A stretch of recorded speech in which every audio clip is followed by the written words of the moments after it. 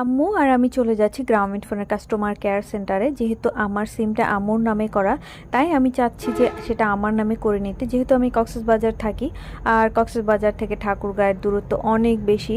So এই কারণে যে কোনো সমস্যার জন্যই আমি এই কাজটা করতে চাচ্ছি। এর আগেও একবার চেয়েছিলাম করতে, তবে সময় সাপেক্ষের জন্য করা হয়নি। তবে এবার ভাবলাম যে যেহেতু ফ্রি আছি, তো আমরা গ্রামীণ ফোনের কাস্টমার কেয়ারে পৌঁছার পরপরই দেখলাম যে তেমন একটা ভিড় ছিল না, জাস্ট 2 জন লোক ছিল।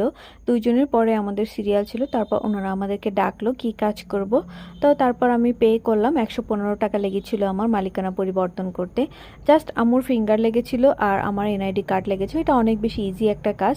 আপনারা যদি এরকম করে থাকেন যে অন্যের নামে রেজিস্ট্রি করা সিম ব্যবহার করছেন, তবে এটা নিজেদের নামে করে নেওয়াটাই বেটার। 2 বছর আগে আমি ফোন হারিয়ে ফেলেছিলাম, আর আমি তখনও ঠিক এই সিমটাই ব্যবহার করতাম। কিন্তু আমি ঢাকায় বসে কিন্তু সেই সিমটা তুলতে পারি নাই, কারণ তুলতে হলে আমার আম্মুকে লাগতো, কারণ আমার আম্মুর নামে রেজিস্ট্রেশন করা সিমটা।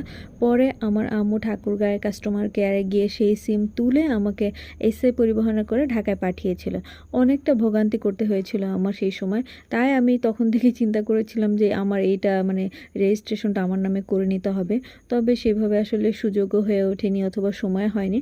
তবে এবার ভাবলাম যে এটা এবার করেই নিতে হবে। তো সেখানে আমাদের কাজ একদম 5 মিনিটের মধ্যে শেষ হয়ে যায়। তারপর আমরা একটা কুকারেজের দোকানে যাই। কুকারেজের দোকান থেকে কিছু জিনিসপত্র কিনি। আম্মুর কিছু প্রয়োজনীয় জিনিস কেনার ছিল, সেগুলি কিনে নিলাম। আমার ভিডিও যদি তোমাদের কাছে ভালো লাগে, প্লিজ আমার চ্যানেলটিকে সাবস্ক্রাইব করে দিও।